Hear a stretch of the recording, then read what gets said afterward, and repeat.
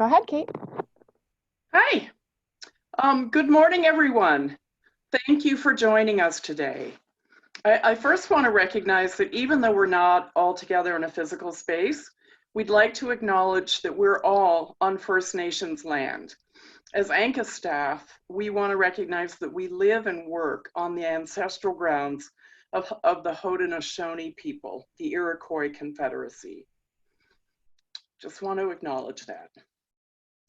So OnRamp's virtual format offers several sessions over 5 days with plenty of time between to learn, process, and connect. They will all be recorded and made available after the event is finished. So we hope you learn, I hope you engage, and we're very excited about this. So we'll begin each day with the video on. Participants' microphones and video will be turned off during speaker presentations.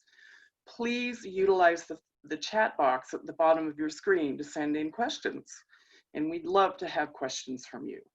If there's no scheduled break during your session and you need to step away from your computer at any point, please feel free to do so. First, I want to recognize and thank the organizations that have made this event possible through their generous support. Our partners at the state of New York, NYSERDA, the New York Power Authority, and the New York Green Bank. And to our sponsors, session sponsor National Grid, roadmap sponsors, Community Bank, Hodgson Russ LLP, NovaBus, and our plug-in sponsors, Clarkson University, International Paper, and Lion Electric. And I also want to recognize ANCA staff for pulling this event together. It has been a wonderful and heavy lift, and I want to appreciate everyone. So ANCA's organized this for two reasons. One is the clean energy economy is central to our mission to grow a new economy that works for all. Investments in resilient energy systems, including grid and transportation infrastructure, they build on rural traditions of self-reliance while providing significant environmental and social benefits. We work with NYSERDA and the state to help implement the Climate Leadership and Community Protection Act in this part of the state. The second reason is the upcoming World University Games, which include a strong commitment to sustainability, offer a chance to help accelerate the transition to a clean transportation future up here in the North Country. This is a place where, due to its rural nature, it could run the risk of lagging behind other parts of the state. And the Games offer us a chance to jumpstart this transition. We hope that this multi-day virtual summit will both inspire us and give us information about the incentive programs and resources available to make this happen. And I want to mention also that ANCA's board has recently passed a resolution on diversity, equity, and inclusion as core values of the organization. We're therefore doubly glad that our Clean Energy Director, Jared Bly, sits on the Climate Justice Working Group for the CLCPA, which seeks to directly address these issues in the transition to clean energy across the state. So, one of the reasons I'm excited about this event is because so many of my personal heroes are participating as presenters. Our introductions are going to be very brief so we can get to the meat of the program. But the program that you were sent last night or yesterday afternoon has much more detailed information about each of these extraordinary people, and I encourage you to read through that. So, first, I'm going to introduce Noah Shaw. I've been working with Noah for several years when he was general counsel for NYSERDA and was always totally impressed by the breadth and depth of his knowledge about all things clean energy. He's a partner with Hodgson Russ Attorneys LLP and co-chair of the firm's renewable energy practice. He served as a senior advisor to the general counsel for the US DOE during the Obama administration. And he's a local. He's one of our honorary Adirondackers, raised in Warren and Essex County. He's also on ANCA's board, and we're delighted about that. Over to you, Noah. Well, thank you, Kate. That made me blush a little first thing in the morning, got the coffee rolling a little bit. I appreciate that. Good morning, everybody, and happy National Drive Electric Week. And welcome to the Adirondack North Country Association's Clean Transportation Summit, the Adirondack On-Ramp, mapping a low-carbon future for the Adirondack North Country. As Kate mentioned, I'm Noah Shaw. I'm a proud board member of ANCA, partner at the law firm of Hodgson Russ. And for those of you who may not be familiar with NYSERDA, or the New York State Energy Research and Development Authority, where I was general counsel prior to this role, it's basically the state's Department of Energy, where we made all the policy and put together the incentive programs to try to reach our ambitious climate goals. While I was there, as Kate mentioned, I had the great pleasure of working with Kate, who was on the NYSERDA Board of Directors, and also watching ANCA's clean energy programs break new ground in the North Country. I'd like to take a moment on behalf of ANCA and its Board of Directors to thank Kate and her staff for leading the enormous effort of putting this summit on, no small task in COVID times, as you all know. I'd also like to thank all the state and local agencies and authorities, community organizations, businesses, and others who've put in time to make this effort happen.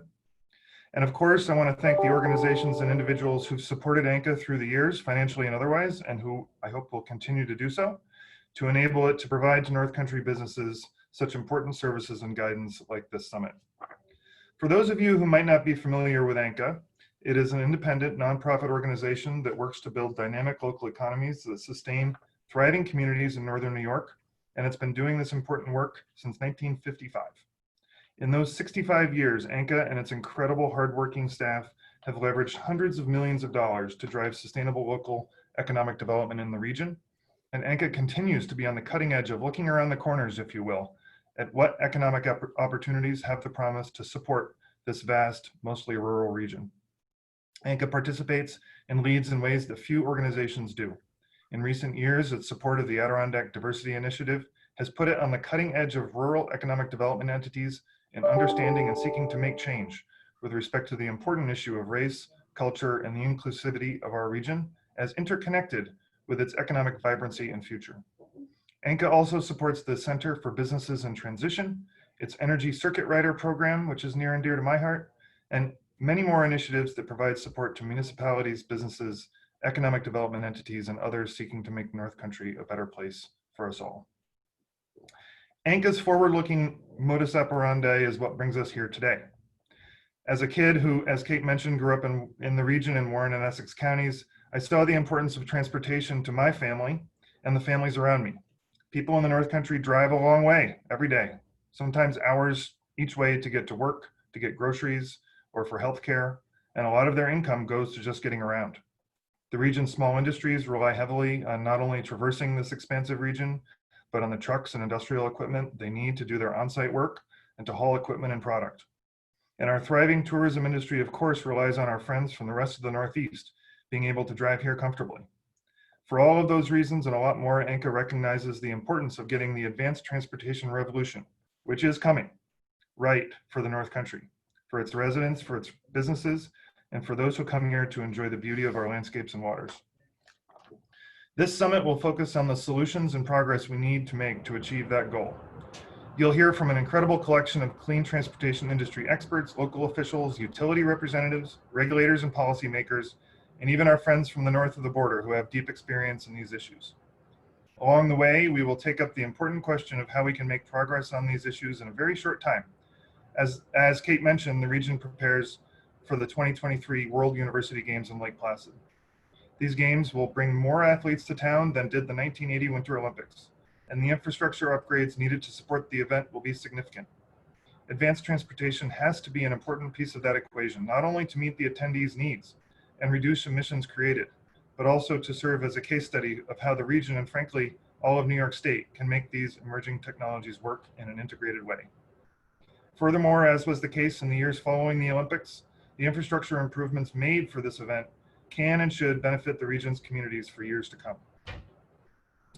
We gather here today as the state, the country, and indeed the world are making major steps toward decarbonizing our transportation sector, which accounts here in New York for the largest percentage of our emissions, more than electricity generation or buildings. California's governor just announced that his state will ban the sale of all new internal combustion passenger and off-road vehicles by 2035. Here in New York, we just took a major step forward by investing $700 million in charging infrastructure programs as we kick off the 30-year process to reduce the state's greenhouse gas emissions economy-wide to pre-industrial levels as required by last year's Climate Leadership and Community Protection Act. And the region states continue to plan for a launch of the Transportation Climate Initiative, which will serve as a kind of cap and trade program to fund clean transportation initiatives. So thank you for all being part of this conversation. It's humbling to be able to welcome you. And it's so important for ANCA and for our region. And I'm thrilled to have the opportunity to be here.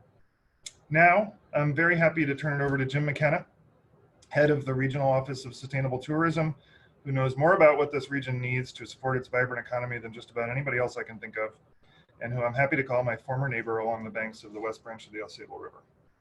Over to you, Jim.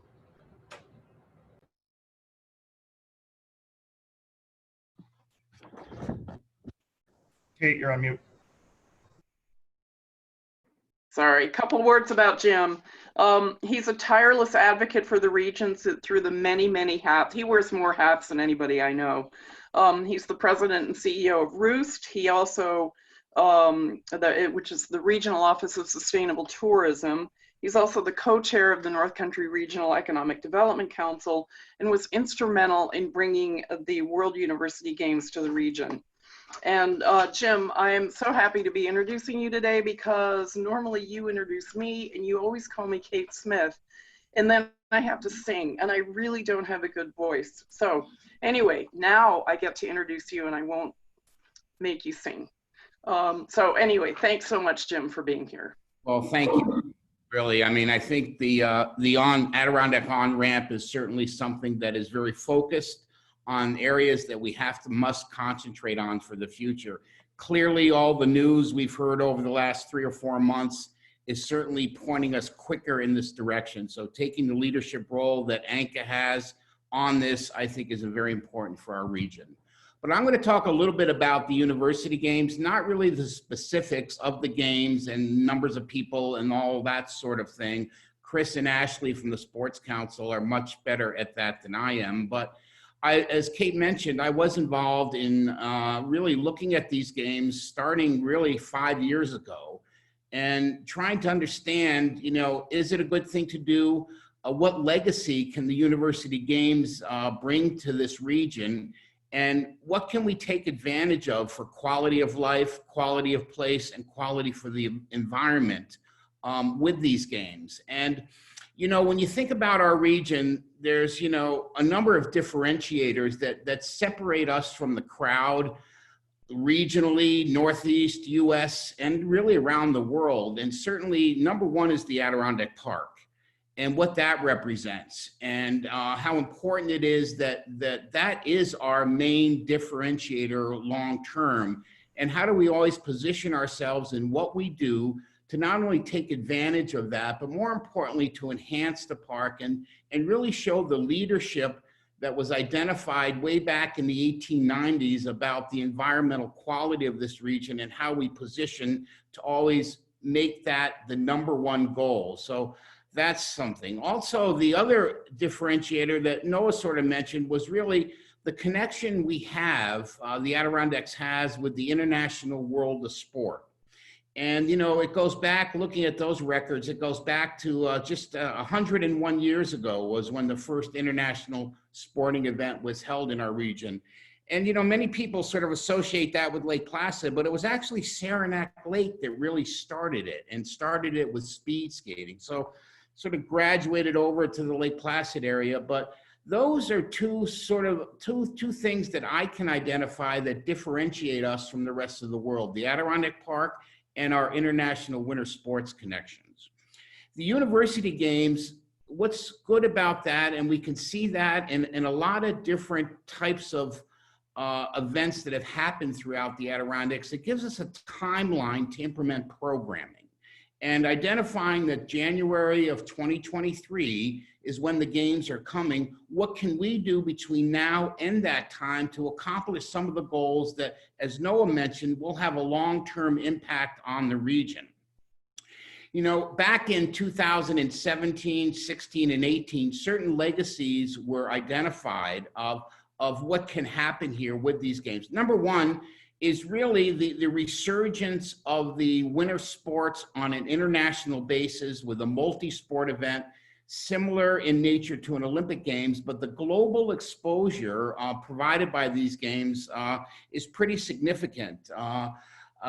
Recently, there was the most recent games, there was 364 million TV viewers globally on this event. So clearly it's an opportunity to showcase certain things of our region, the Adirondacks, and the leadership we can provide moving forward.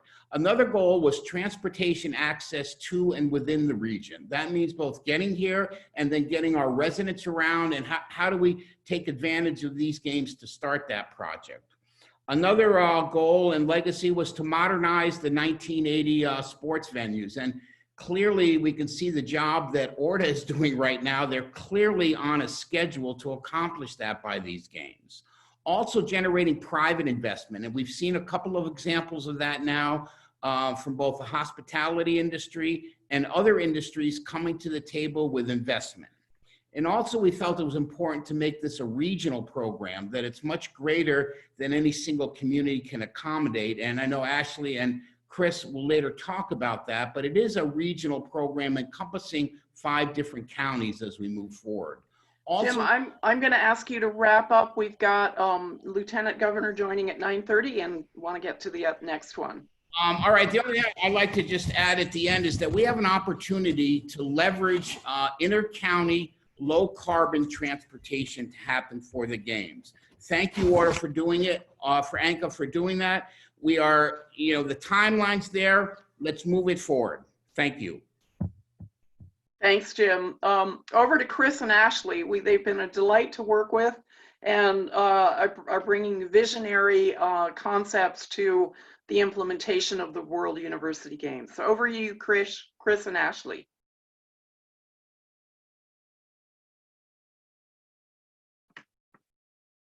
You're on mute. Oh. Lauren, can you unmute them?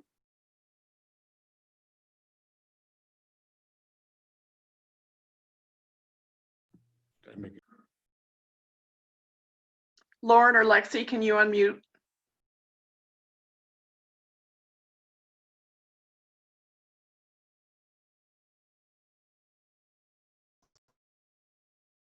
There we are. All right, Kate, can you hear us now? Yes. Thank you. And thank you, Jared, for pulling this whole thing together. And Noah, it's nice to meet you, and we'll talk further. We've got some thoughts that we'd like to ask you later. I'm Chris Carroll. I'm the head of marketing and sponsorship and communications.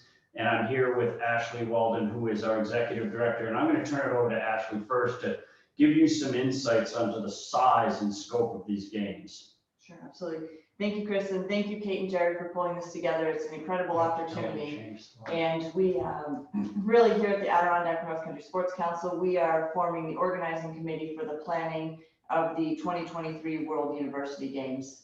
Many of you are already familiar with the event, but from January 12th to the 22nd of 2023, Lake Placid and the surrounding Adirondack and North Country regions will be the host to the World University Games. The World University Games have a much larger scope than many people realize. We are planning on over 2,500 participants hailing from over 50 nations. And Jared, if you don't mind changing to the next slide there. And all of these delegations will be, as we mentioned here, arriving into the North Country for these dates. They're participating in over 12 sports that's spread out over 9 venues, 3 of those being non-ORDA venues and the remaining 6 being ORDA venues. In addition, to the planning and organization here, we discussed the regional approach. Of those venues, it spans from Gore Mountain in North Creek, which is going to be the host of snowboard and freestyle skiing. Here in Lake Placid, the Olympic Sports Complex at Mount Van Hovenberg, the Olympic Jumping Complex, and in addition, the Olympic Center will all be hosts right here in Lake Placid. Whiteface Mountain in Wilmington has all of the alpine events. And then in the Potsdam and Canton area, Clarkson University, as well as SUNY Potsdam and SUNY Canton, will be hosting preliminary rounds of men's and women's ice hockey. Throughout these 12 sports, there will be 168 medal events. So there will be, throughout the 12 sports and the disciplines, we're looking at 168 of these events that will be awarded medals. In addition, part of our planning outside of the competitions includes transportation, housing, medical to take care of all of the athletes, obviously food and beverage. And all of this is part of our organization. So Chris and I and the team at the Adirondack Sports Council right now are really ramping up and starting to pull all of these pieces together. We're working with local state agencies, regional, and the communities as well, to make sure that this is not only a successful, but a safe and well-run event. One of the biggest challenges that we have, and the reason that we're here today, is for the transportation. These 3 regions, where from North Creek to Potsdam and Canton to Lake Placid, you know, we will need to move all of these athletes and delegation members between each of their housing locations, the venues, and between the 3 regions. And as Jim mentioned earlier, one of the goals of the University Games is the legacy and the sustainability. And Chris and I and the Adirondack Sports Council team are dedicated to delivering that at the Games in 2023. And we are honored that we're able to be a catalyst for this incredible project and a need here in the North Country region. Jared, if you could change slides, please. As Ashley mentioned, you know, the goal is to create, you know, sustainable games. The challenge, obviously, with all the transportation, for example, is to do it without a negative impact on the environment and climate. We're looking at what other international sporting events, multi-sporting events are doing, and how do we learn from those best practices as we apply to what we're doing here. And we're going to be working directly with ANCA and all of you so that we can look at ways of making the sustainable transportation the legacy of the games, both in reduced vehicles, and those vehicles we have, as many as possible, be electric vehicles. And we're looking at every aspect of the games, beyond transportation, no stone left unturned. How do we look at reducing the impact, everything from our housing and our transportation, even to how we compost our trash? Another important aspect, besides working with partners like ANCA, we're working with ORDA, and they've been, you know, incredibly ambitious in what they've taken on, and they're a great partner along the way. Not only to have world-class venues, as Jim talked about, but some of the work that they're doing, and Mike Pratt explained this to me last week in great detail, and I can't do justice to it, but what they've done with solar power, particularly around Gore and Whiteface, which are venues for the games that we'll be hosting. They've done incredible work, and it's something that the rest of the world will get an opportunity to see and experience. That, of course, couldn't be done without the commitment of New York State. And they have been an unbelievable supporter and creating leadership, not just for these games, but overall, the environmental and climate initiatives that have been put in place by the state really are tops in the nation and the world. And we're very, very grateful to that. We also need to thank Governor Cuomo. His leadership around this and driving this forward gives us a vision to what we need to try and accomplish and live up to. But these games are about the youth of the world, as we like to say here, that it is, you know, for students, by students. And what is most important to everyone in this generation, the younger millennials, the Gen Zs, the single most important issue on a global basis is climate. So we're going to give them the opportunity, not only through what we present, but how we do the education forums, etc., to learn from what we're doing and to carry the legacy of the Adirondacks in the North Country, the World University Games around the world. So we're excited to be working with you all and kicking this off. We think that the transportation is a huge opportunity for us. And Kate and Jared, this is just a great opportunity. Thank you very much. Thank you so much. That was wonderful and kind of sets the stage for what's to come. So I am going to jump right in and introduce our next speaker, Lieutenant Governor Kathy Hochul. So I don't know, Governor, if you're on yet, but I want to just say that I opened the event just saying there's so many of my personal heroes who are presenting at this, and Lieutenant Governor Kathy Hochul is one of them. So I have to say, the first time that she came to the Adirondacks as Lieutenant Governor, she came as part of Governor Cuomo's winter challenge, and she went skiing at Whiteface, and it was a cold, freezing day, and she fell on Whiteface and actually broke some ribs. And then after she got back from getting taped up with her arm taped across her chest and you know, at the ER, she showed up and made an amazing presentation. Most people, including me, would have been immobilized and unable to speak. So I just want to recognize that Lieutenant Governor Kathy Hochul is Adirondack tough. She does so much work for us and the people of the state of New York. She's president of the New York State Senate, chair of the REDC, the Regional Economic Development Councils. She works with women's suffrage, the Women's Suffrage Commission, Heroin and Opiate Abuse Task Force, Community College Councils, and chairs the State Workforce Investment Board, which addresses really the #1 concern of businesses, especially up here, and that is lack of skilled workers. So, Lieutenant Governor, are you on yet? And can I turn it over to you?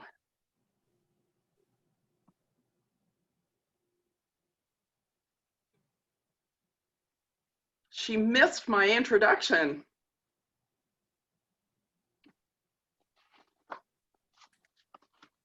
Lauren, do you know if Lieutenant Governor's on?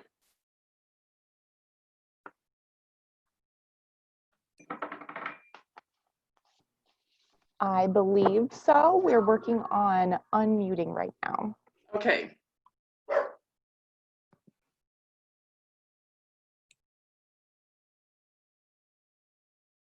Thanks for your patience, everyone.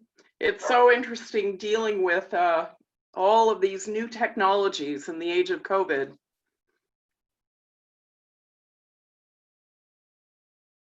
And having everyone log in from all over the place.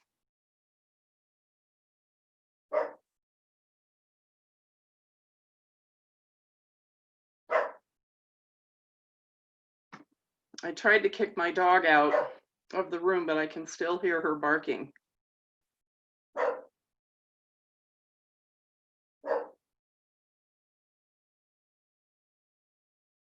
So Jim, you're not going to make me sing, right?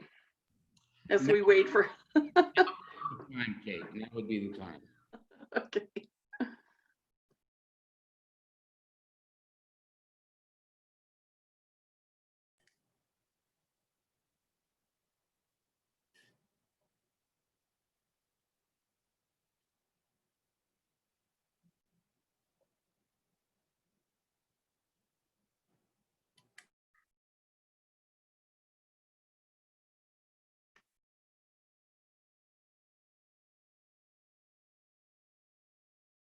Well, I'm going through, I can see that there's a great group of people who are involved in this. Rich, welcome. John, welcome. Dave, Trish Wilson. Sorry, I'm just going to name you out. The people that I know. Sarah.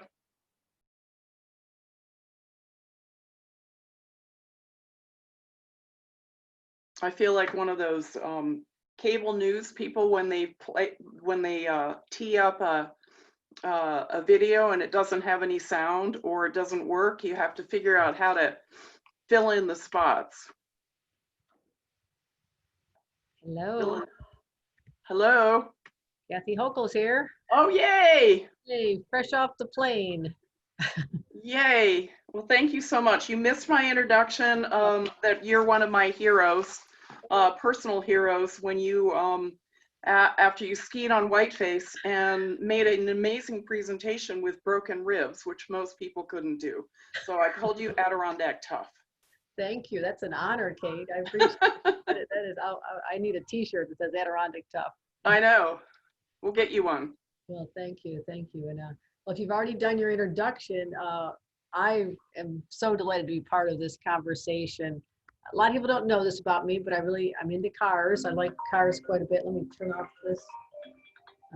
They're trying to get my, I actually left my notes for this in the plane or the car, so I was flying to the airport. So I'm just going to wing this whole event, but I am delighted that the Adirondack North Country Association is focused on something that is really important, and that is how we figure out how to, use new technologies to keep our environment clean, which is one of the most highest priorities of all the people in the North Country, as well as the rest of the state, but also to, realize that we've got this big event coming up in 2023, and why not figure out ways that we can impress all of our global visitors when they come for the World University Games, and to let them see that we are using, more intense opportunities for, using green technology like electric vehicles. And it's something that is not very common in the North Country, because I think there's about 600 or so in the North Country right now. We have a lot more capacity. I think there's about 57,000 electric vehicles throughout the state. But I literally was in Dutchess County just a couple of days ago to be part of Climate Week, and we spoke about the fact and launched a fast charging, the first ever fast charging station in a parking lot at a Tops grocery store. Why is that significant? A lot of reasons that people are reluctant to use electric vehicles is they don't want to take the time, or they don't have the access to this. And so it doesn't even become part of the equation when they're buying a vehicle. But when you can pull into a grocery parking lot and in 20 minutes while you're shopping, have your vehicle charged, and that we have a commitment in the state of New York to have one for every 75 miles or so, all of a sudden, if we can start driving down the price point of the electric vehicles, and I see Tesla has a vehicle that's going to be about, I think 25,000 or so, much more affordable. I actually had a chance to drive the Chevy Volt. It was fun, it was zippy, and I really enjoyed it. And I just realized, like, if we can just make this more normal in the North Country, what an incredible benefit it'll have for our environment. I have to tell all of you, I just flew into New York City, and it's sort of back to normal in that the planes are late, the crowds are there, the tunnels are packed, and there's a lot of accidents. So back to normal. But a few months ago, the sky in Manhattan was so crystal clear because there were not vehicles being driven. That is something we want to make sure is the case throughout the Adirondack region. We have to continue to do everything we can do to protect this pristine environment that we've been, challenged to protect during our time on this earth. I mean, all of you are true believers in protecting our environment. That is what makes the Adirondacks, to its core, the essence of what it is. And electric vehicles, if we can find ways to get people more comfortable with this and take advantage of tax rebates that you'll hear about from our great NYSERDA team and other incentives we have, that we can actually do something great for the environment. It's good for our economy. It's also good for the consumer. Ultimately, we can drive down the cost, because you never know if we're going to be held hostage to the high price of oil again. As someone who got my driver's license during the oil embargo, and I remember all the frustration of trying to get gasoline in a car based on the day of the week was crazy. Most people don't understand that we went through that. So we're going to continue making these investments, prioritizing electric vehicles, but your conversations are really going to be seminal as we chart out what that roadmap looks like. And I thank you for having this conversation and bringing together, some top-notch people. John Lochner, our Vice President of Innovation, you'll be hearing from him. I'm not going to steal his remarks, but we're in sync in terms of how impressed we are with what the state of New York is doing and our leadership under Governor Cuomo to protect our environment. And this is just one of those dynamics that if you can focus on this as you have, get more people to drive them, feel comfortable, it's upon us to continue to work to make sure we have more charging stations. We can accomplish a great deal. I also know you're going to hear from Sarah Salati, Executive Vice President of NYPA, and I think I was with Sarah just about a week ago. We were on the rooftop, the largest green roof in the Northeast, the top of Javits Center, again, talking about Climate Week. So these are people I have a lot of respect for. Also the President of the Green Bank, Alfred Griffin, and Catherine Loubier, the Delegate General of Québec. You're fortunate to have her. I've had the opportunity to work with her closely in New York City and up in Albany. We've had many meetings, and Quebec is really cutting edge when it comes to green energy, and it's great to have them as a neighbor and as a partner as we power through this. So I'm going to wrap up right there. I did have a great speech all written for you, but it's either on a plane or in a tunnel or someplace. But this is from the heart. This is something I'm passionate about, protecting our environment, making sure the North Country has everything it needs to succeed. I'll be up in the North Country a week from today, and I'm going to be in Hamilton, Clinton, Washington, Essex in one day. And I've already been up to over to Clayton, Jefferson County. I was just there a couple days ago, and up in Oswego, and making sure Saranac, I've already been there, making sure that I keep an eye on one of my favorite parts of the state. And again, to all of you who are in economic development, who are also out there protecting the environment, I thank you for what you're doing to preserve God's gift to all of us, and that is the Adirondack region. So thank you, and I'll let you know when I'm in town a week from today. All right. Thank you so much, Governor. We really appreciate your squeezing us in on what's a very busy schedule. And we can't wait to see you up here. We're trying to make sure, and this is Jim McKenna's domain, that we still have some bright orange and red leaves sticking to the trees when you get up here, because it is spectacular right this minute. Jim, are you on that? And Jim, you better make that happen, because I am waiting for that. I'm following why do you think I'm coming in early October? I'm not dumb. I know when to come. It's going to be spectacular. And my love to everybody in the North Country. Just keep doing what you're doing. I'll talk to you soon. All right. Thanks, Governor. Bye-bye. All right. Thank you. Thank you so much. We've got, as Lieutenant Governor said, we've got an amazing group of people lined up to speak in the next session. And what I'm going to do is introduce them all right now very quickly, and then we'll just move quickly from one person to the next, because we've got a lot of territory to cover and a lot of great information in this next half an hour. So in this next, we've got until 11:30, and want to leave a little time for Q&A. So as questions come up in your mind when you're listening to the presentations, please put them in the chat, and we'll keep track of them and raise them as at the end of the presentations. So John Lochner from NYSERDA is going to kick this off. He's been Vice President of Innovation, joining NYSERDA in 2019. He founded Headland Advisors, which advises on and structures investments in sustainability-focused opportunities. He's been in leadership positions at the NRDC, Natural Resources Defense Council, and Locust Energy. He was a consultant to the Department of Energy, Solar Energy Finance Association, and an investment banker in the Global Energy Group at Credit Suisse. So he brings a tremendous amount of experience. And again, I encourage everyone to open up their program and read more detail about these incredible people. Sarah Salati is going to join next. She's Executive Vice President and Chief Commercial Officer for the New York Power Authority. She manages wholesale and retail commercial operations at NYPA, including oversight of $2 billion in annual revenues from the power generating assets through wholesale energy trading and contracting. And she leads NYPA's grid scale business development team. Really delighted that you can join us, Sarah. Alfred, so you're another one of my personal heroes, and another honorary Adirondacker. We wish you could be here now. You'd go nuts with the colors.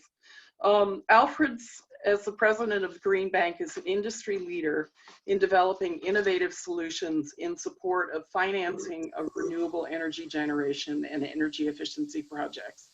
He brings a lot of experience in banking and finance to the New York Green Bank. He oversees partnerships with private sector capital providers and other clean energy market participants to address any barriers that limit private investment into renewable energy and energy efficiency projects. Delighted you're here, Alfred. Wish you were here in person. Yes. Yeah, I don't know that I can call myself Adirondack tough after hearing the Lieutenant Governor's story. But I have something to strive for. I know. Next time you got to come up here in the winter and we'll take you over to Whiteface. All right. All right. Tim Ferguson from National Grid, he's the New York EV program manager. He manages and directs the direct current fast charge per plug incentive program and phase 1 and phase 2 of the New York EV Make Ready infrastructure program. Really, really important that you're here, Tim, and we appreciate National Grid's support. He supports New York customers, contractors, developers, and trade allies through navigating through their EV needs and connecting them with EV programs. Again, really important for what we're trying to do here. Catherine Loubier was appointed Delegate General of Québec in New York, and she's served as Deputy Chief of Staff in the Quebec Premier's office, where she led the transition of the new government. She served as General Manager in the Office of the President. And I thought one of the really interesting things, Catherine, about your bio was that you were global director for the Renault Nissan Mitsubishi company, which is based in Paris and employs a lot of people in 200 countries. She's advised prime ministers on relations with Quebec and conducted negotiations with the government of Quebec. She's also Deputy Chief of Staff to the Minister, or has been Minister of Transport, Infrastructure, and Communities. And so we're delighted to have our neighbors to the north here, because I think we can learn a lot from them. So thank you so much. Let's start off with John. Thank you so much. And thanks everyone for having me. I just want to reiterate the Lieutenant Governor's message of how committed we are at NYSERDA to supporting the clean transport needs of the state and the North Country. And I'd also like to say, from my visits to the North Country, I'd echo Jim McKenna's comments around the natural beauty and that really being a true differentiator for the North Country in so many ways. Next slide, please. So as a co-chair of the Climate Action Council, NYSERDA is very much aware and focused on the need to decarbonize transportation and the fact that transport in the North Country looks different than transport in Long Island or New York City.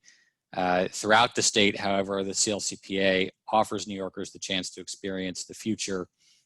Clean transport, clean air, healthy buildings, and new technologies will all add tremendously to the experience of living or visiting New York State.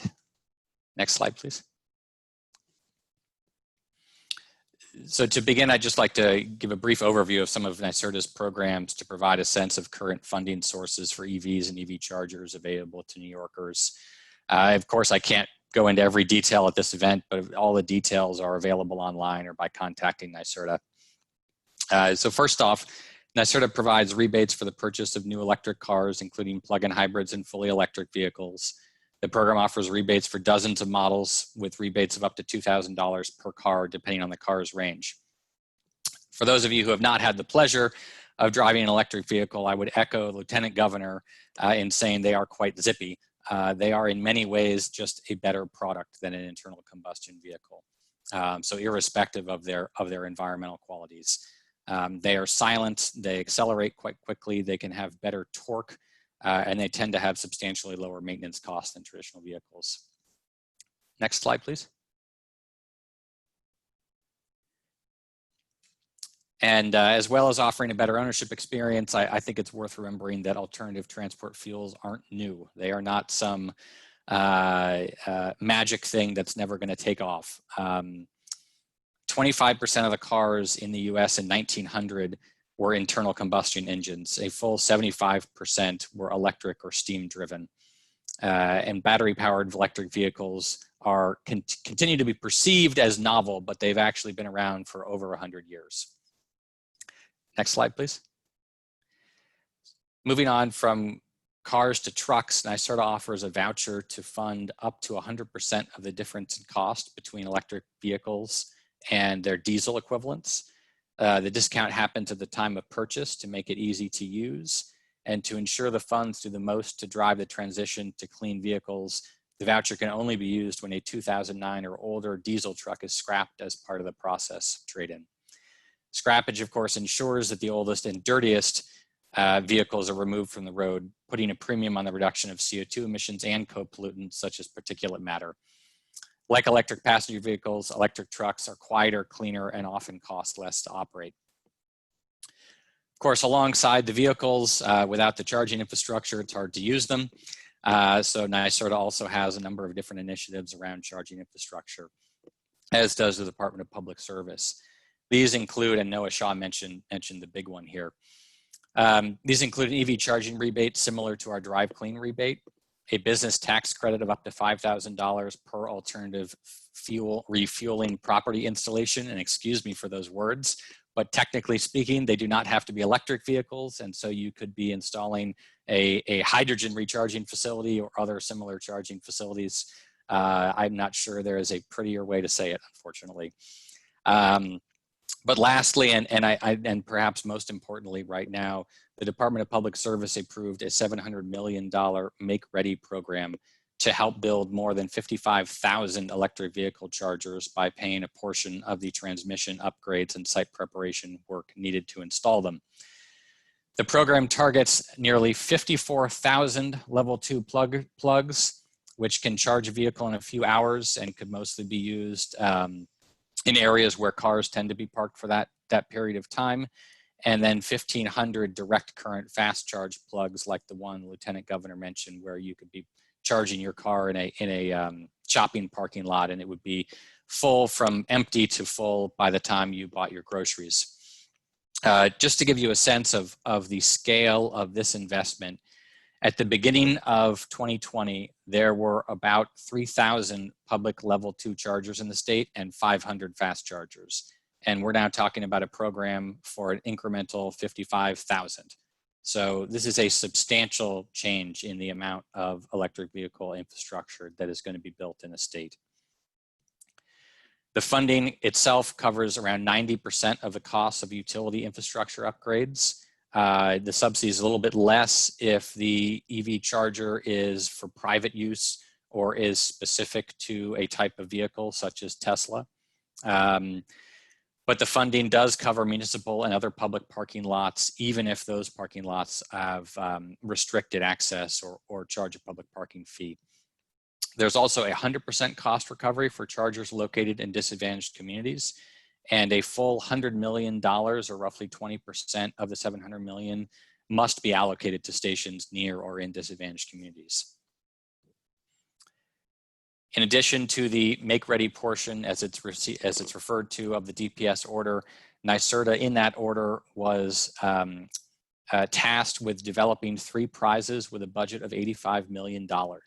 These prizes will support cleaner air, medium and heavy duty vehicle electrification, and clean mobility solutions. The prizes are currently in development, but they promise the opportunity to truly transform electrification of transportation projects when they're launched. The goal of these projects is to make them replicable and scalable statewide and outside of the state as well. And we are very excited about moving forward on those, and more information will be available in the coming month or so.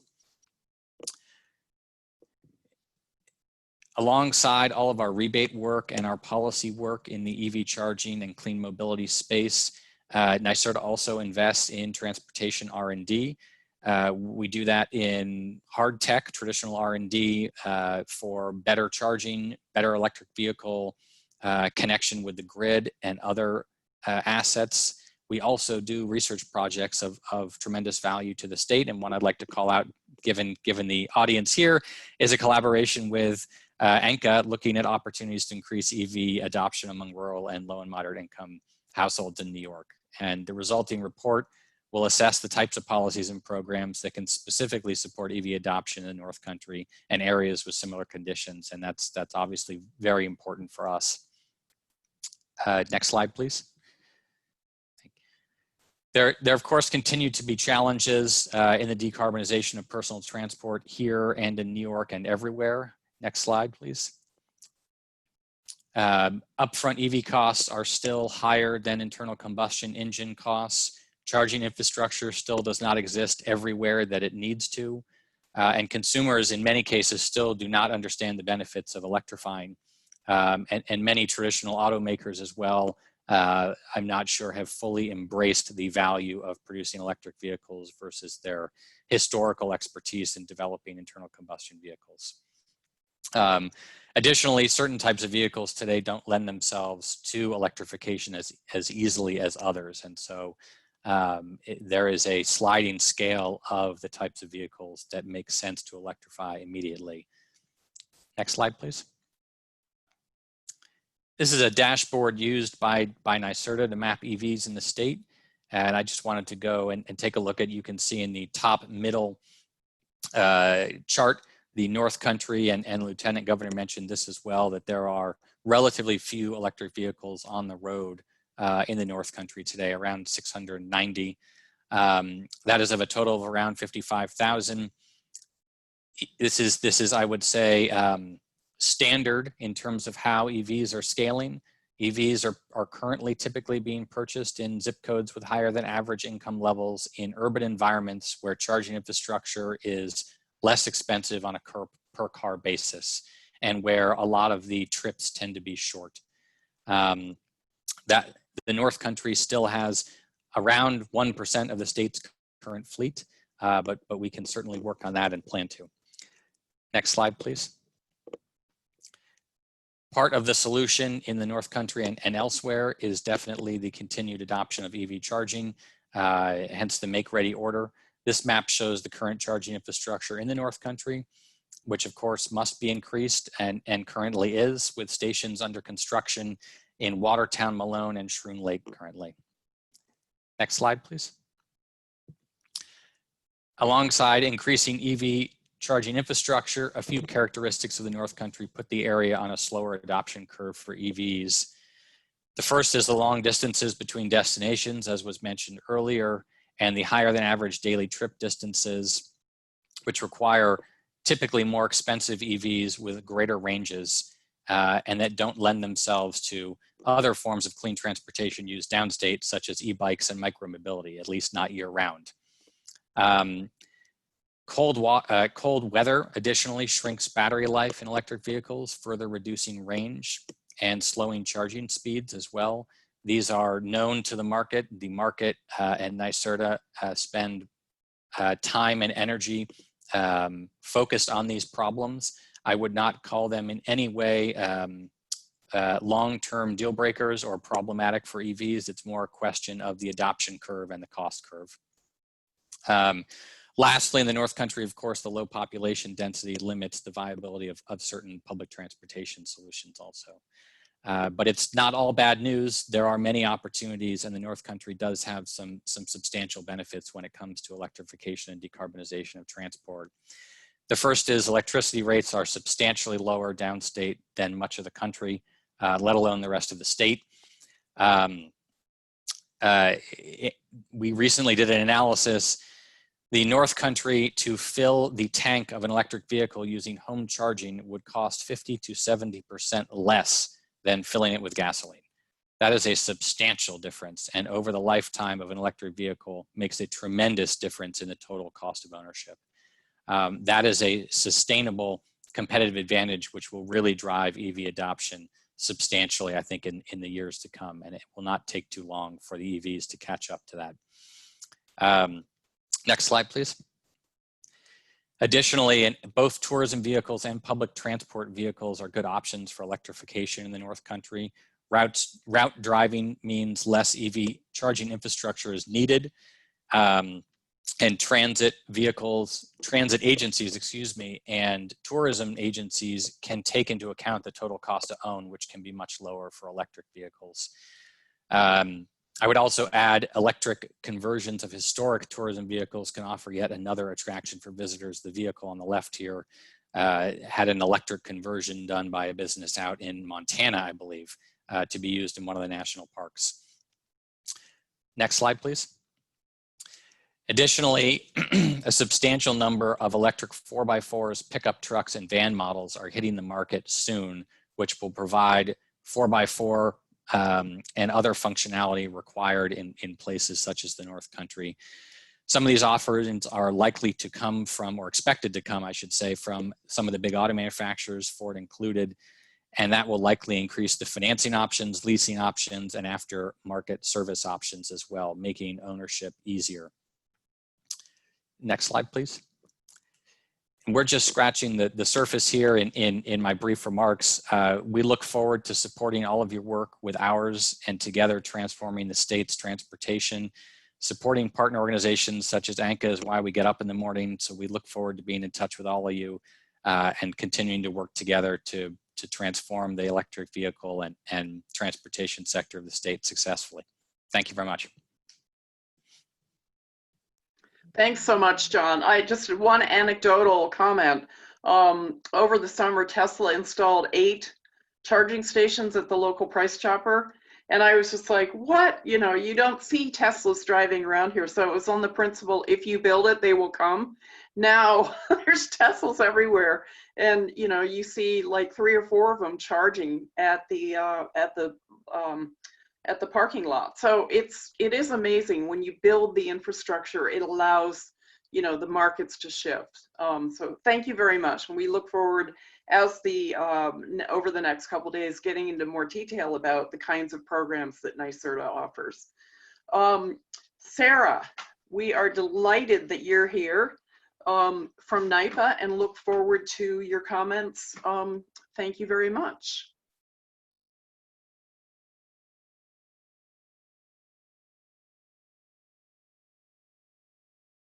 Can you unmute Sarah?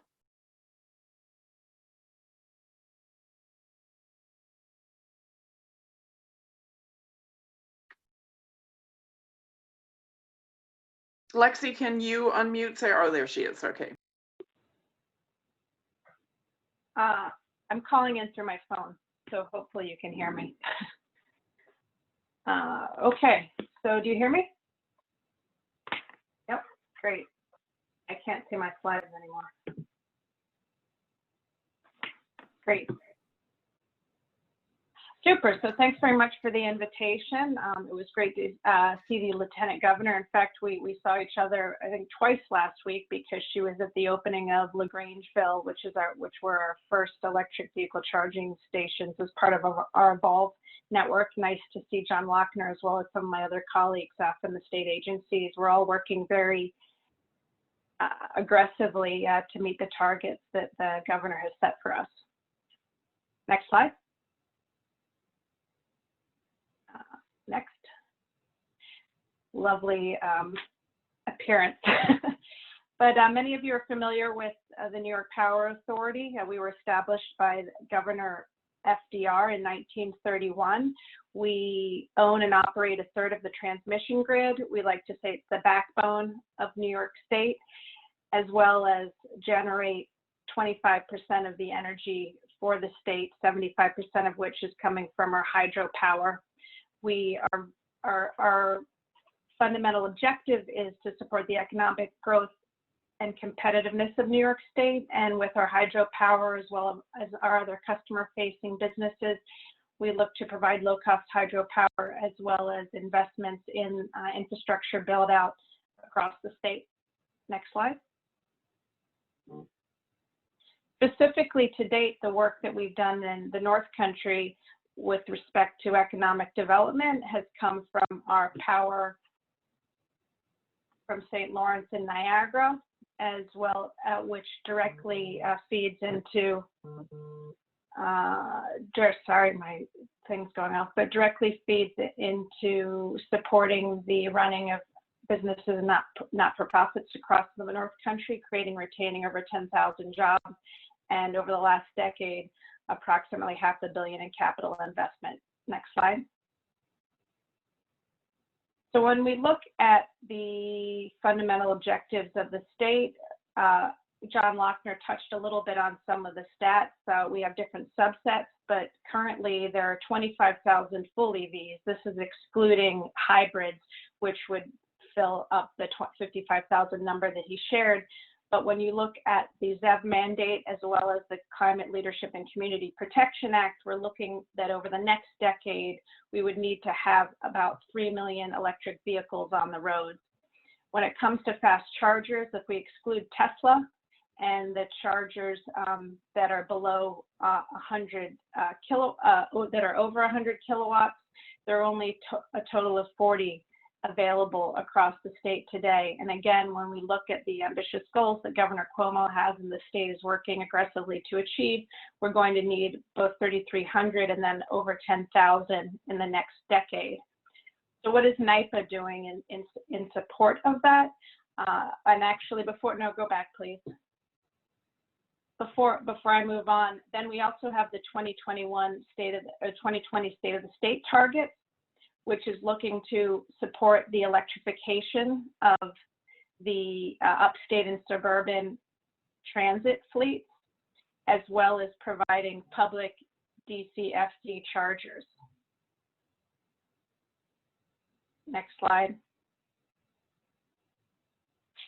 This is not the latest deck at all. So I'll try to look at it. Yeah, I don't know if you have a newer deck. This is not the right one. Specifically, the challenges that NYPA is looking at tackling, one is range anxiety, the charging deserts, the perception and access to chargers in people's areas, both at the workplace as well as at home, the perception that charging takes hours, and ultimately, too, the perception that EVs are of higher cost. But as John Lochner articulated, this is not the case when you look at the lifetime cost of the asset, including the charging, particularly in the North Country, as he articulated, as well as the overall maintenance cost. So NYPA, to address this, is through its Evolve program, looking at building out the public charging infrastructure across the state. We have several sites that are going to be open in the North Country beginning in 2020. There's Malone, Spruce Lake, as well as Watertown, and their planned sites in 2021 at Lake Placid, Plattsburgh, and we're in the midst of identifying other locations there. But again, it's to bring access to the chargers in the North Country. So NYPA is, through Evolve, an owner and operator of public fast chargers. Secondly, we're going to provide advisory services similar to the expertise that you would see at NYSERDA.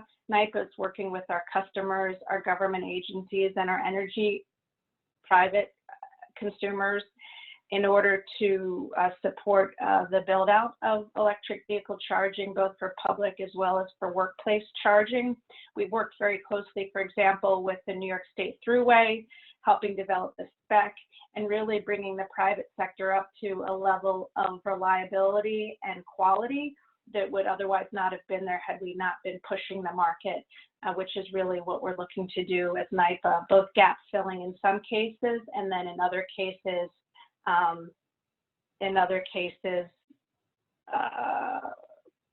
providing, setting an example.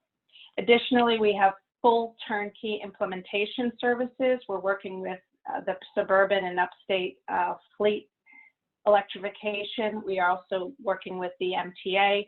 As you saw, they're quite aggressive targets that the governor set as part of the 2020 State of the State.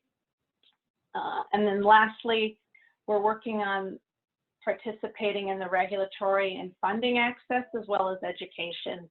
We're working with the New York State Department of Environmental Conservation to apply the VW settlement funds to bus charging depots. We also have set up several events, EV ride and drives, as well as working on a model EV community in Fairport. So again, we're looking at tackling it from all sides in order to advance the state's goals. Next slide.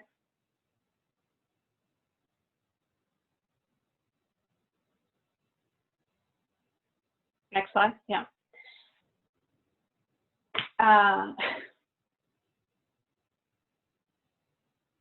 And just so my last slide really is that we're looking at making EVs the easy choice for all New Yorkers, ensuring that everyone has access to charging infrastructure, irrespective of where they live.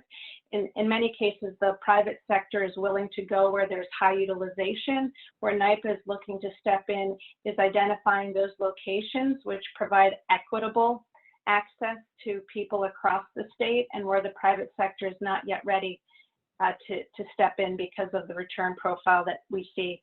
As NYPA likes to say, we have patient capital.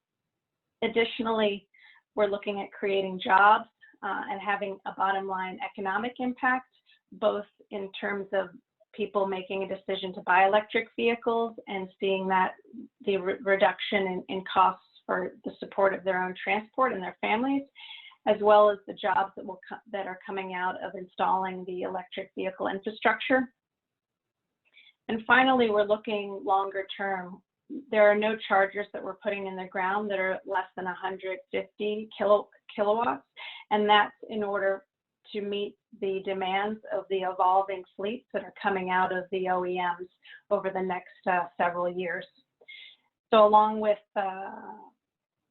you, as well as the other government agencies and our public and private sector partners, we're excited to help, again, make EVs the easy choice and enable New York as well as the North Country to establish a legacy in the clean transportation arena. Thanks.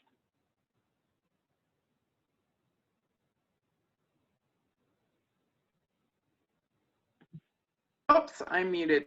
Thank you, Sarah, so much. And that's a really good overview. And again, I think we'll get into more details, but it's so gratifying to know that, you know, from the perspective of what we're trying to accomplish with this event, that we have such strong partners at the state level who have the resources and the incentives and the programs to help move this forward.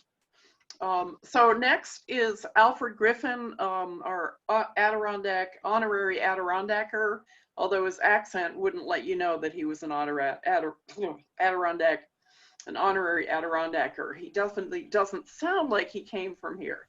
But anyway, Alfred, I'm so glad you're here. You've been instrumental in making some big things happen up here in the North Country through the Green Bank, and we're excited about your being at this event.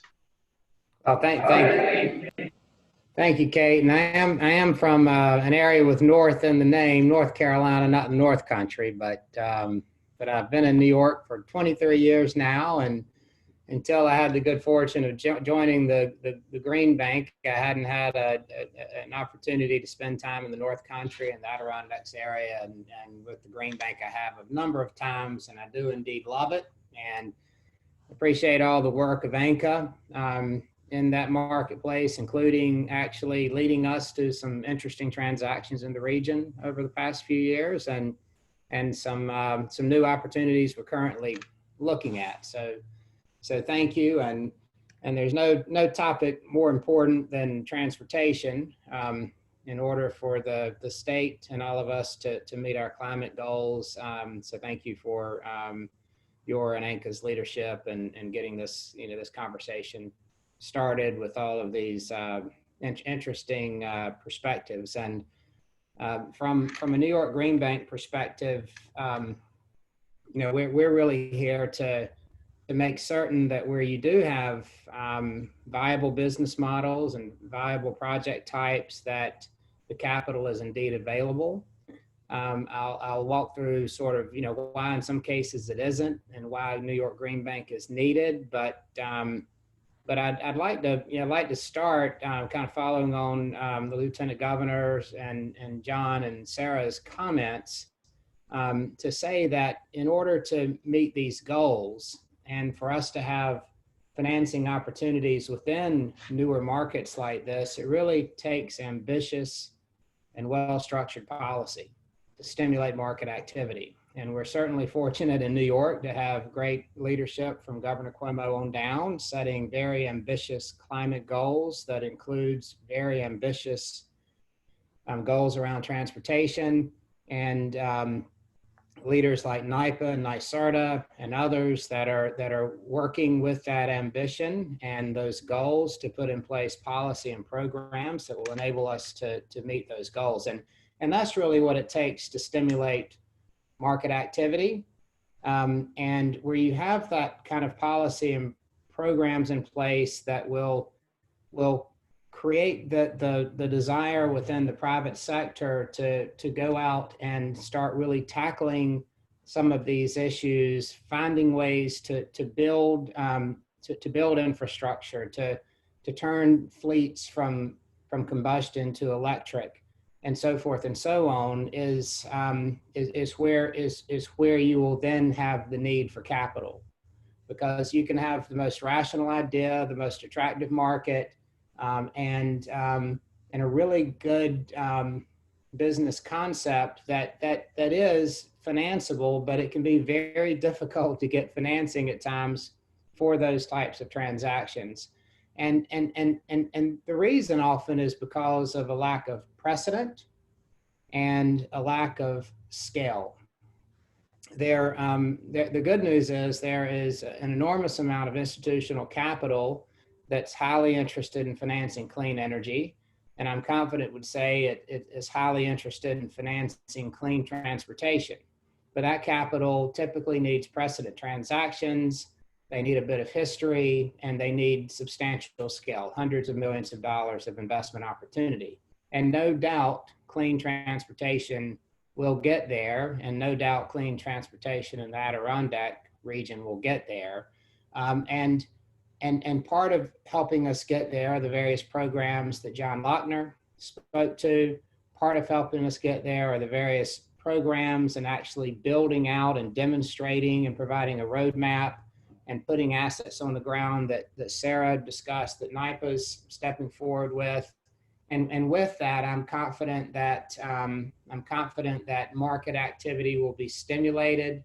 We'll start getting over the chicken and egg equation, where the folks that want to move towards electric vehicles, whether it's individuals or corporations, fleets, cities, and so forth, will in fact feel confident that there's the electric infrastructure, charging infrastructure in place, and it will be in place to service their vehicles, and vice versa.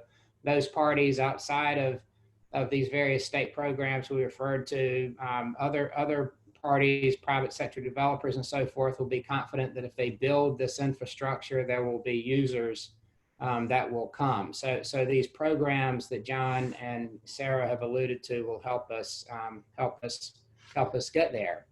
So at the Green Bank, we have not yet had an opportunity to finance electric vehicle transportation.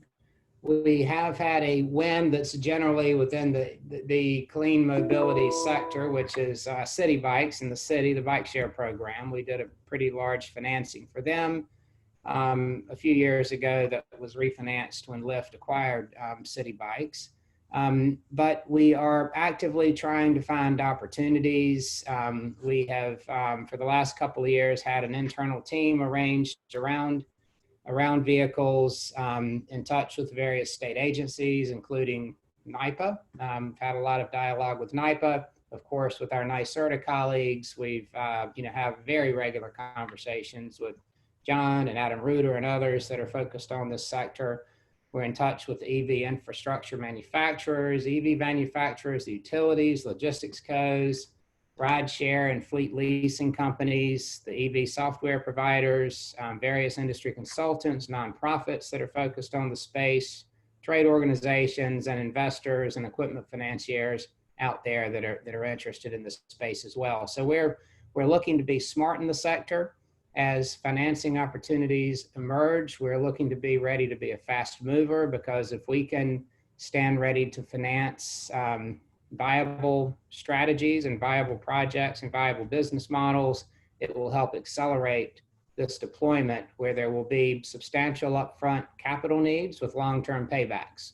So whether you're building the EV infrastructure, a heavy upfront expenditure with long-term paybacks, if you're looking to take a fleet of vehicles and convert it from combustion to electric, there's an upfront capital expenditure with the long-term or at least intermediate term payback for those vehicles and the savings. And we, we're here to finance those types of projects. So the various parties that may be, listening in today, whether you are looking to build the infrastructure assets, whether you're looking to for potentially for financing to help finance the, switching fleets from combustion to electric, whether it's a, city bus fleet or a delivery fleet, if it's a logistics fleet in the Adirondacks area, moving folks from hotels to ski resorts and other types of entertainment, et cetera. Those are all conversations we'd like to have.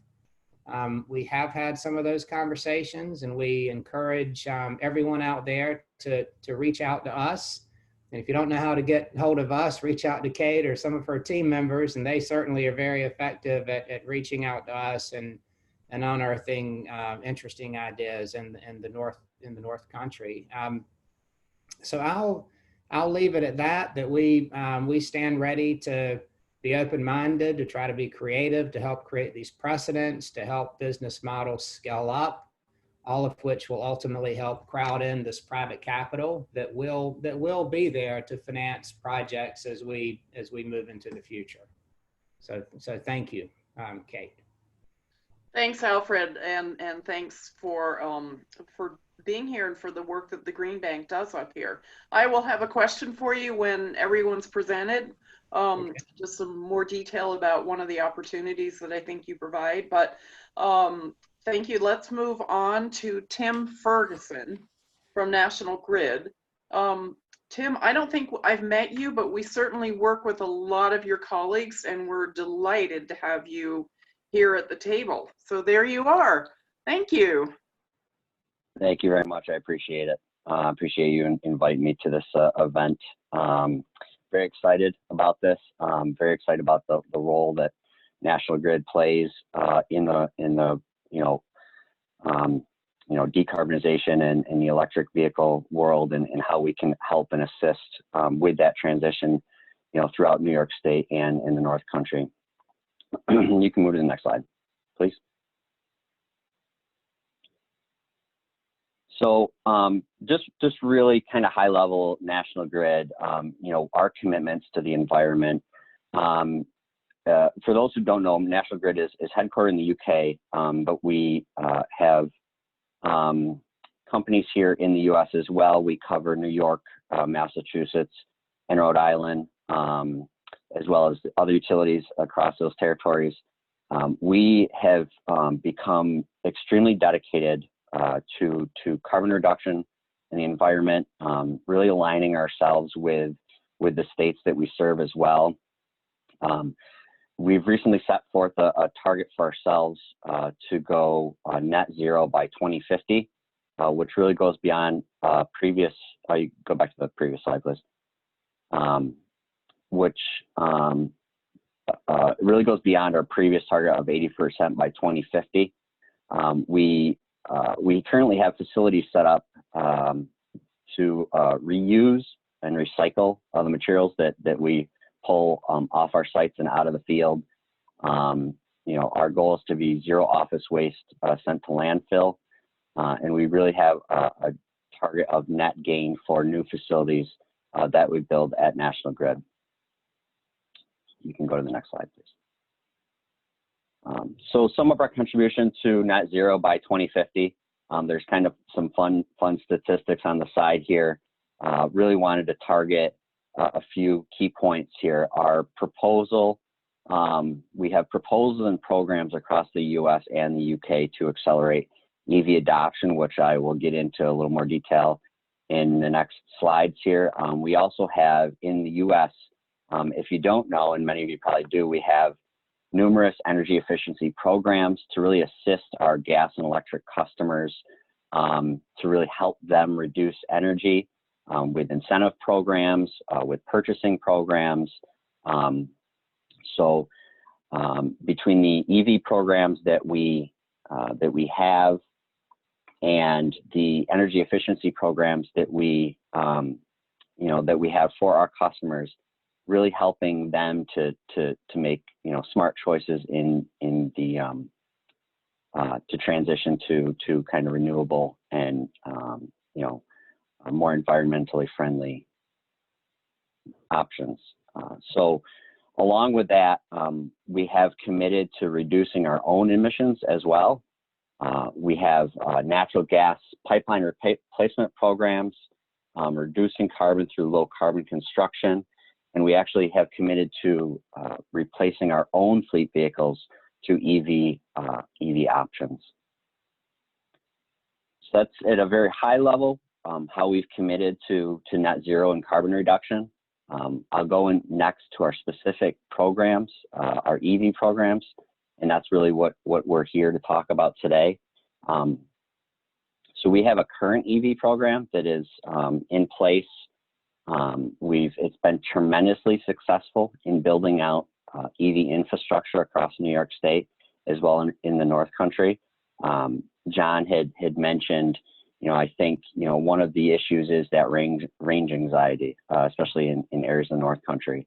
And, you know, programs like this one over the last 2.5 years has helped to build that infrastructure by providing 100% incentive for the EV make-ready infrastructure.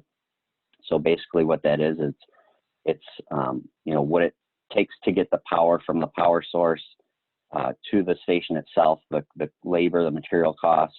You know, we provide 100% incentive for those costs for commercial industrial customers that are looking to put in EV stations.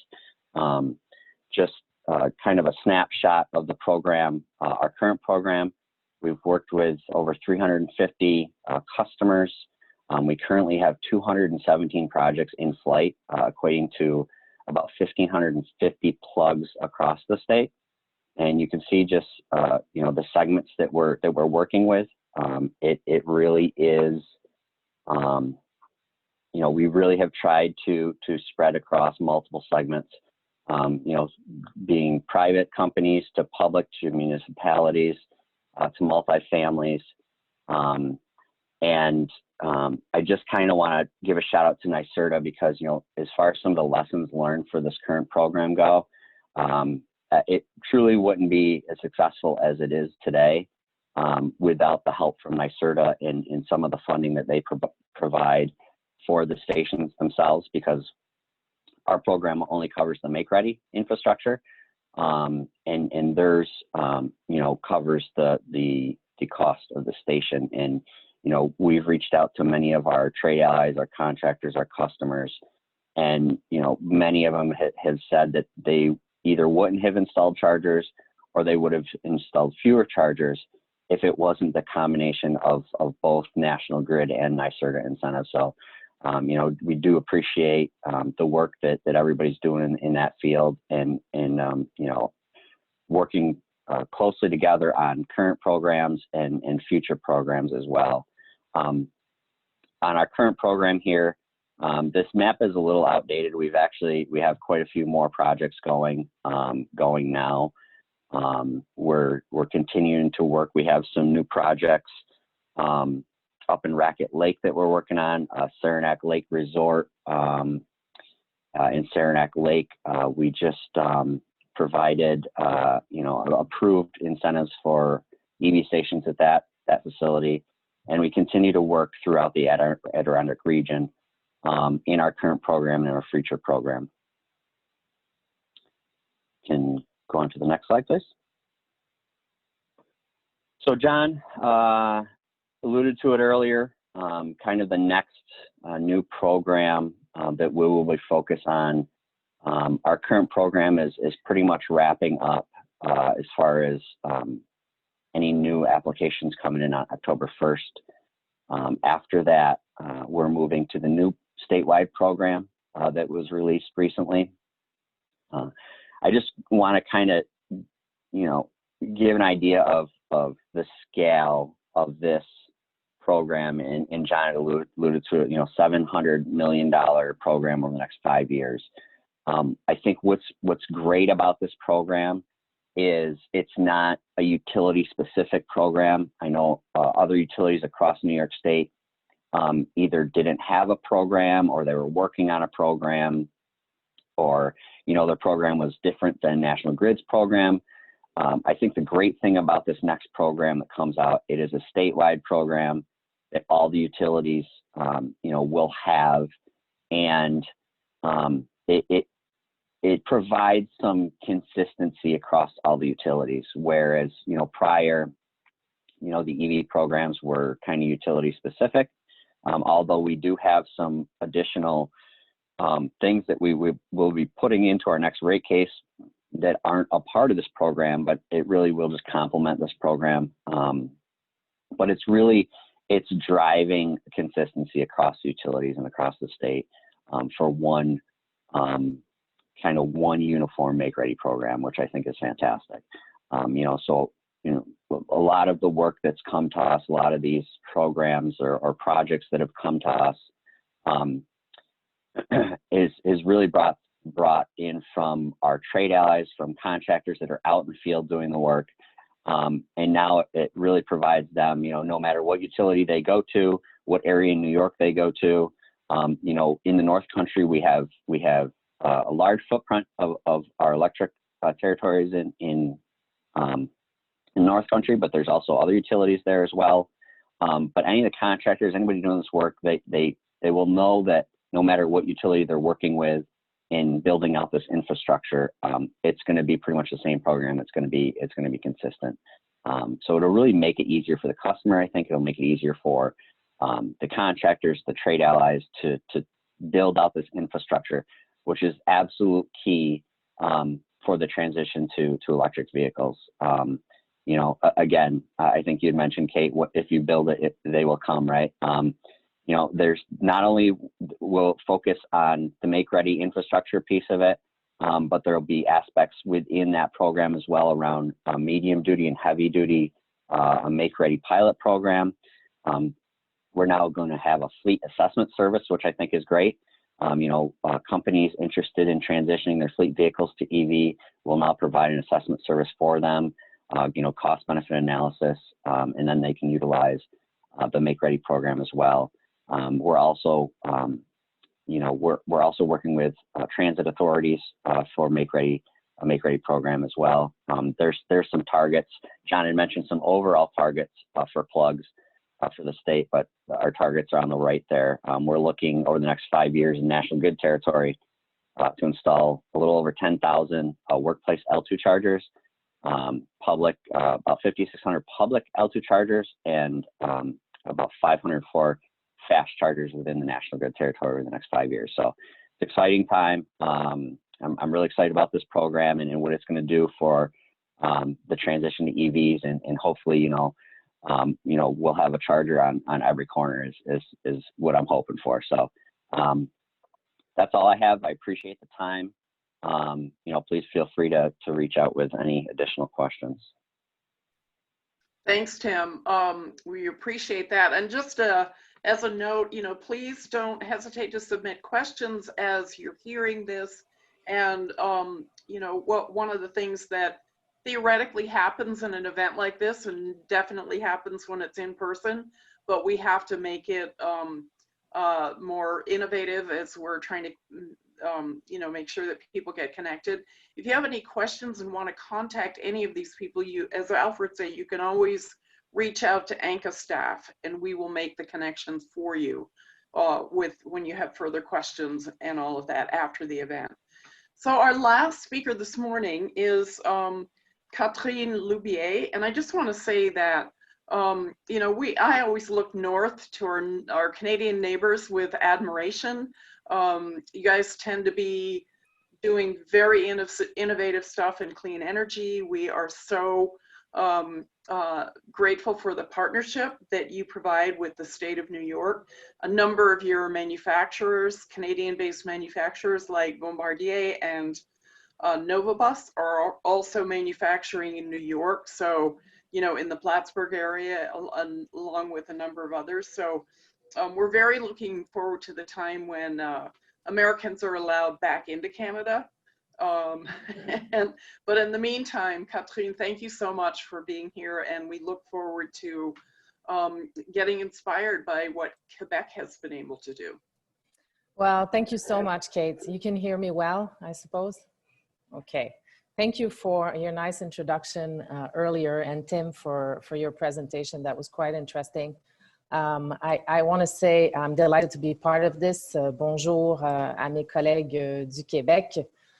So of course, the current COVID situation, you spoke about the border. I mean, it's a burden on each of our countries, and I think our leaders are doing their best to balance economy and health in this situation. But I do hope I'll be in person in 2023 for the World University Games in beautiful North Country, which I love, including climbing those mountains in the Adirondacks.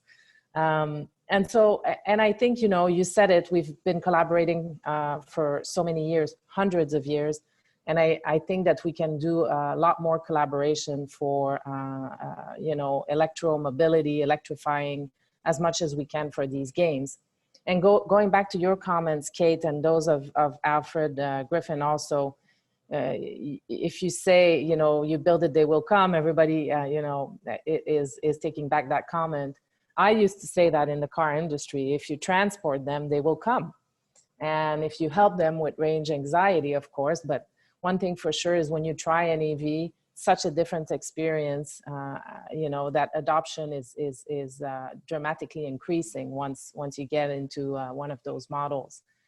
And I heard the news on charging infrastructure in the North Country from NYPA's Sarah Salati, which I say hello to, and so that's very encouraging.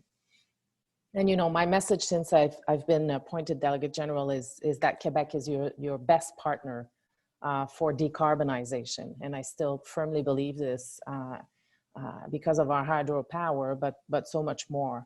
And just a few reminders before I get into the topic, that Quebec is 99.6% in terms of clean electricity production now in 2020. So I know there's bold goals around the Northeast, but that's where we are now. So we are very fortunate, and that's a testimony to the people who were there before us.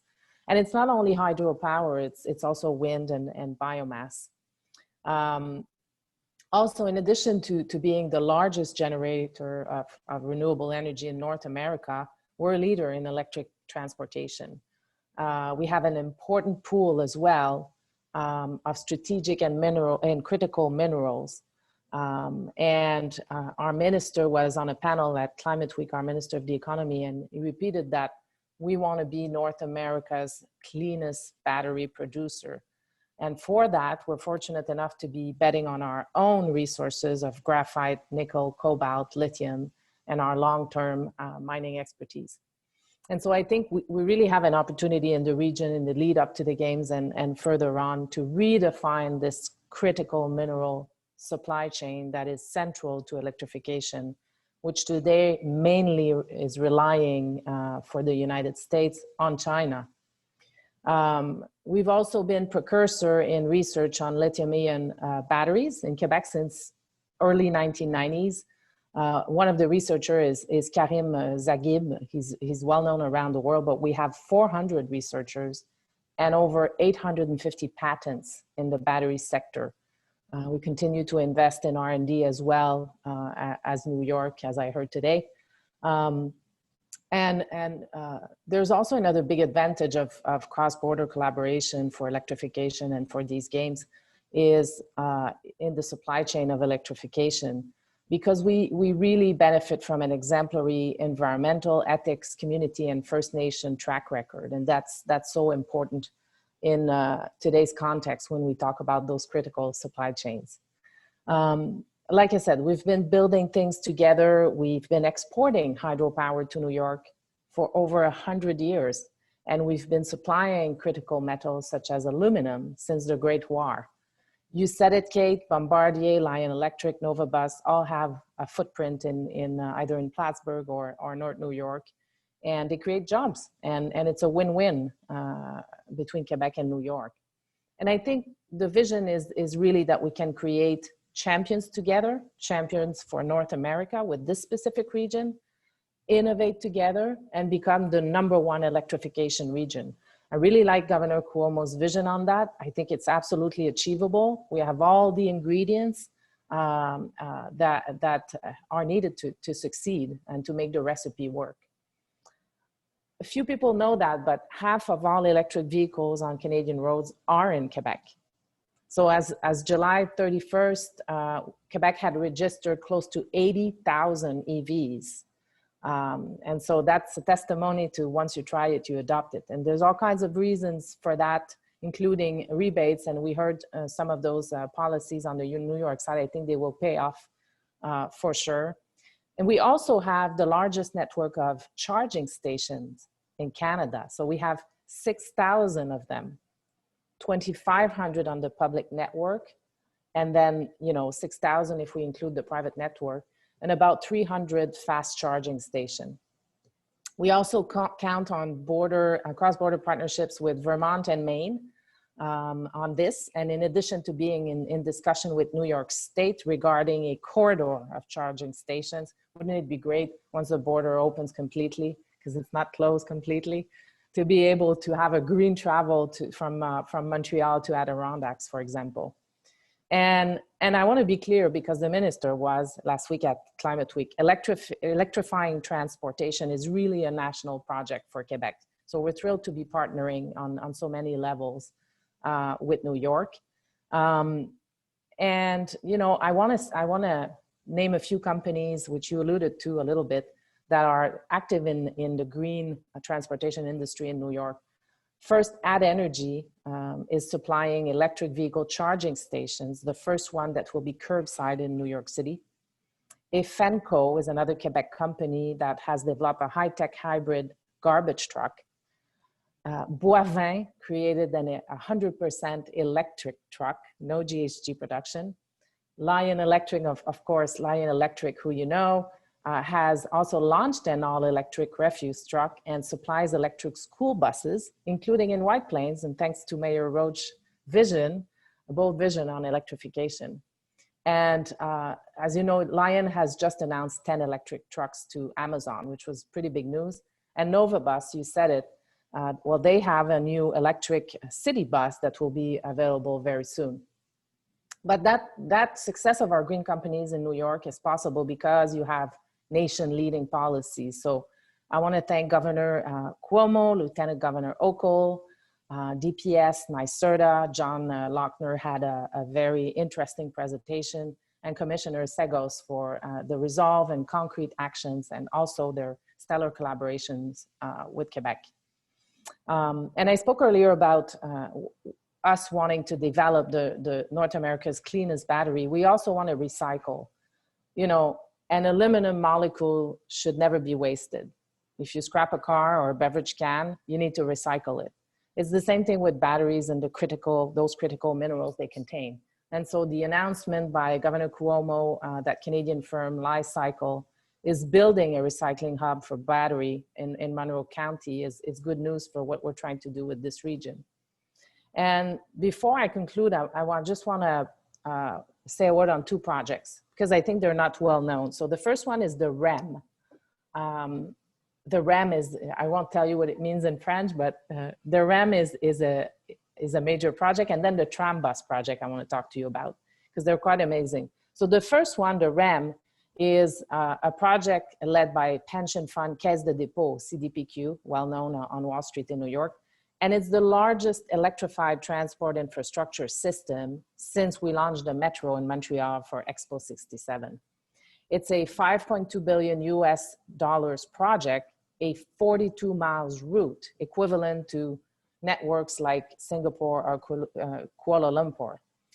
And it will be progressively operational as soon as 2022, 2023, in time for the games in Lake Placid. So if someone flies into Montreal and needs to take the train and then, make its way perhaps by car or bus to the games, we hope by green car or green bus, they will be able to hop on the REM, an all-electric,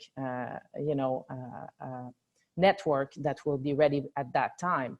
And the second one I wanted just to say a word on is UNESCO Heritage Quebec City, beautiful Quebec City. is working on a US 2.5 billion tram bus on 14 miles, and that's expected to come into service in 2026. So two major projects in which the government has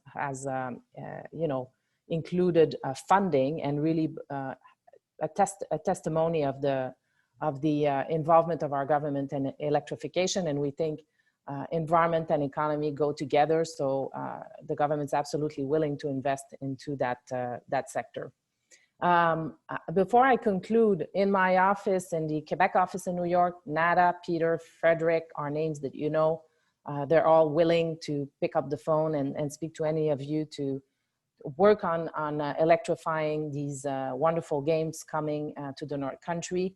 And like Governor Hochul said, it's time for collaboration. I really believe we can be a regional powerhouse in electromobility. We can take advantage of the free trade agreement, that USMCA, to make sure that things continue to cross the border, to build that system, that clean electric mobility supply chain that we need in the region and in time for the World University Games. I thank the organizers for their openness in our discussions up to now. And I know thousands of athletes will travel, including through Quebec. And I'm very, very excited about those games. And again, thank you for your invitation today. And back to you, Kate. Thanks, Catherine. That's so interesting and inspiring. So I'm going to jump in with a quick question to Alfred that I think is relevant to Catherine's comments. And that is, Alfred, as I understand it, the government of New York has committed a lot of money to invest in the manufacturer of EV vehicles in the state of New York. Is that correct? And, you know, how does that affect the decisions on the part of Canadian-based companies to, you know, speed up their manufacturing base in New York? Well, that's a great question. Yeah, there have been some announcements related to investments and manufacturing, and as part of that announcement, New York Green Bank made announcements, and I can't even remember the exact. I can't remember if it was 150 million or 200 million, but I believe that either 150 or 200 million to be invested in support of the manufacturers in the state. And from the standpoint of New York Green Bank capital, we're generally project or asset finance type capital providers. So we're not well suited. There are other state authorities or agencies that may be more well suited, but New York Green Bank's not well suited to take on sort of pure manufacturing risk. But examples of where we can be involved in actual manufacturing is if you do have an established player that's credible in terms of being able to demonstrate that they can in fact deliver product to customer specifications and have purchase orders and so forth in hand, we can provide capital against those purchase orders. So provide manufacturing capital in that way. And we would, from the Green Bank perspective, we would encourage the Canadians coming into the market or considering the market to reach out to us. And I think that's one way we can be helpful. Whereas perhaps other states can't provide that type of financing. And I can't really speak to other types of manufacturing capital that may be available through organizations like ESD, et cetera. But you know, we can certainly find out the answers to that, Kate. Great, thanks, Alfred. I just wanted to, it's a lot of money, and I just wanted to make sure that that was, that people were aware of that. Yes. Yes, fantastic. So I have another question for, a question for John Lochner, and perhaps NYPA and Tim, or Sarah and Tim.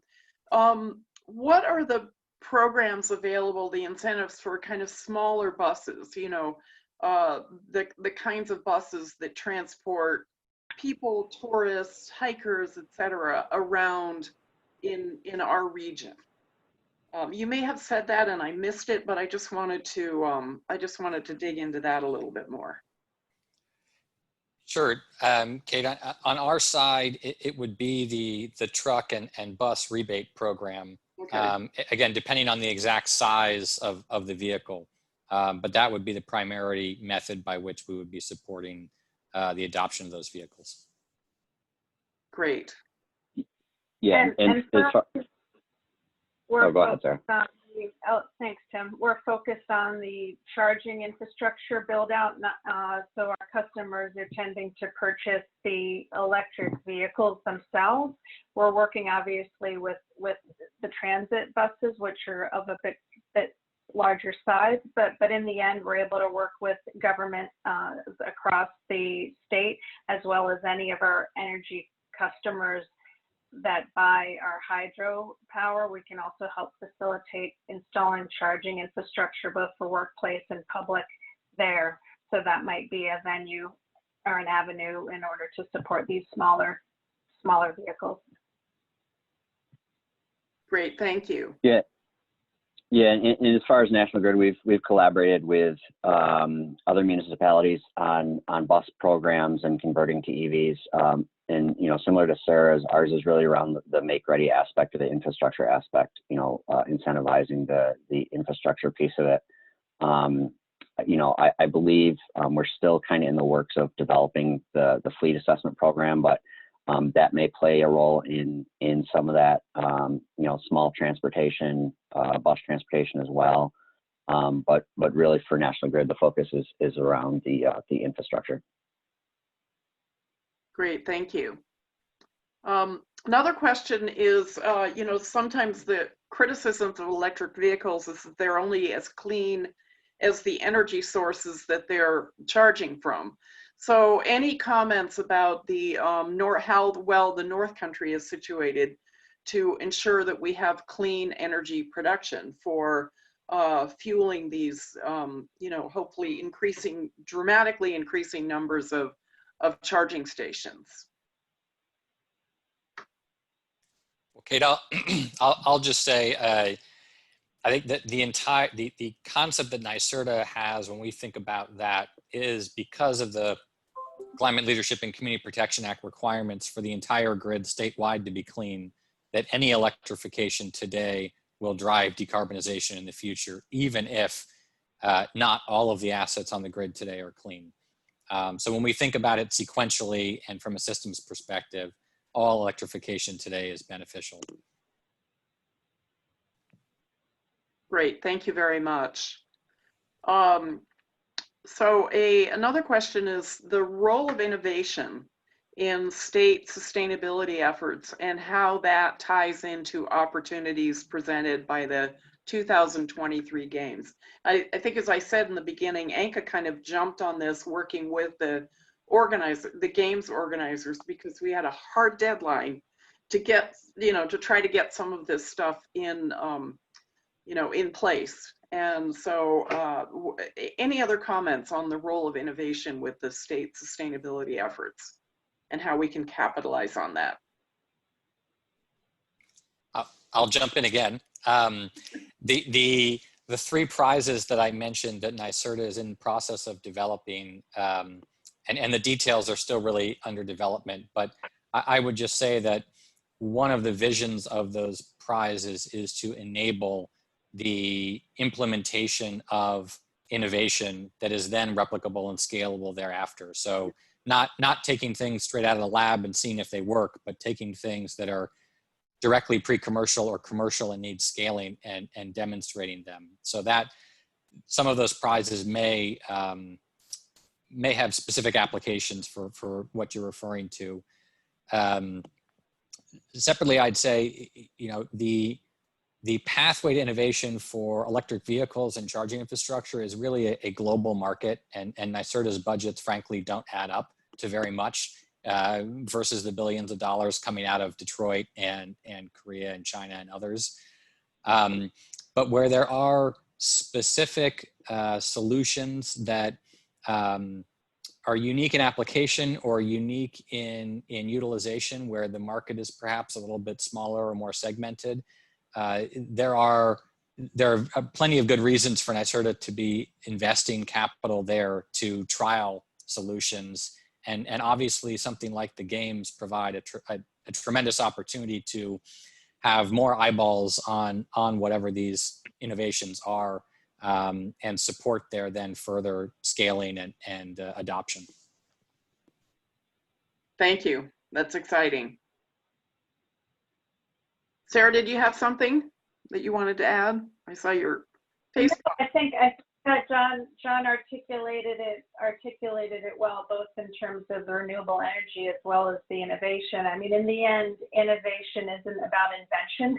It's about bringing perspectives and ideas together in a novel way. So I think what you see on this panel with the various state agencies, that we're all tackling it. We're tackling it from all angles, and believe that with having everybody at the table, we can come to excellent ways to deploy these clean vehicles as quickly as possible. To me, the innovation is around speed of execution and agility. Great. Yeah, and just to add on to that, at National Grid, we're constantly looking for new programs to really align with the EV marketplace and our customers. We're always talking with our customers and contractors and other organizations out there to kind of see what they're looking to do, what they're trying to do, incorporate, as much as we can, right? We have certainly limitations, but incorporate new programs to help kind of drive that marketplace forward. And what we're seeing is public-private partnerships. We've been working with Top Supermarket, Morabito. I mean, there are a number of chains that are stepping forward and recognizing the sustainability interests of their customers, and that's also helping us expand even more quickly. So I really feel that the market is ripe to move faster and better. And if I can add, Kate, on innovation, I would support my panelist colleagues' comments, and we've done so many meetings with NYSERDA, with the port, with NYPA on innovation and how we do things in New York and Quebec, and that has been very beneficial.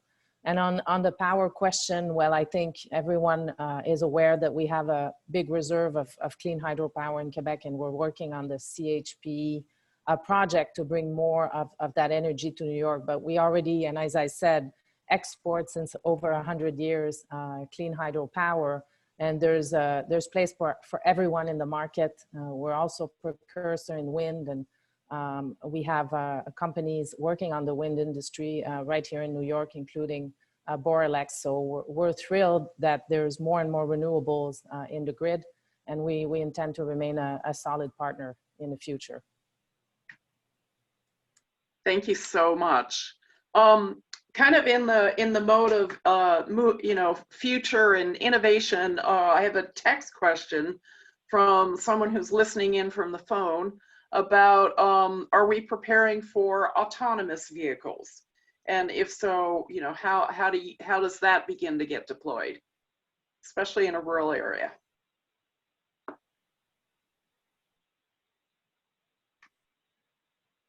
Dan Kelleher, that was a stump question. I can speak to that. NYSERDA has been looking at autonomous vehicles, and one of the expected benefits would be a route optimization capacity, and therefore a lower either gas spend or electric spend on using autonomous vehicles. We see a lot of interest from the private sector in driving adoption. And so we internally feel like we need to spend a little bit less money there because we think that the private sector is so hot on the idea. In a rural area, I think it's really going to come down to local regulations in certain cases and comfort. and the ability to develop the right frameworks for safety. But I would see that, I would see there being quite a bit of opportunity in specific applications in particular in the near term. And I guess I would add that, you know, the EVs have adequate computing power to facilitate autonomy. Again, safety is a clear priority. And then if you are looking at what NYPA is doing in terms of building out the charging infrastructure along the backbone of the state, that should also help facilitate autonomous vehicles, because just as for somebody driving a car, there'll be the facilities where those vehicles can charge with a driver or without. Great. We have time for one more question, and I'm just going to ask, and again, Catherine, this is probably more for you, but how can we work best with the government of Quebec with you know, the innovations that you've been doing to advance the clean transportation agenda for the World University Games? Yeah, thank you for the question. Well, I mean, we've named a few that are active and have been working with some of the agencies present on this panel, and the collaboration has been great. I think it's always a win-win to look at how we innovate and the solutions we have on one side and the other of the border.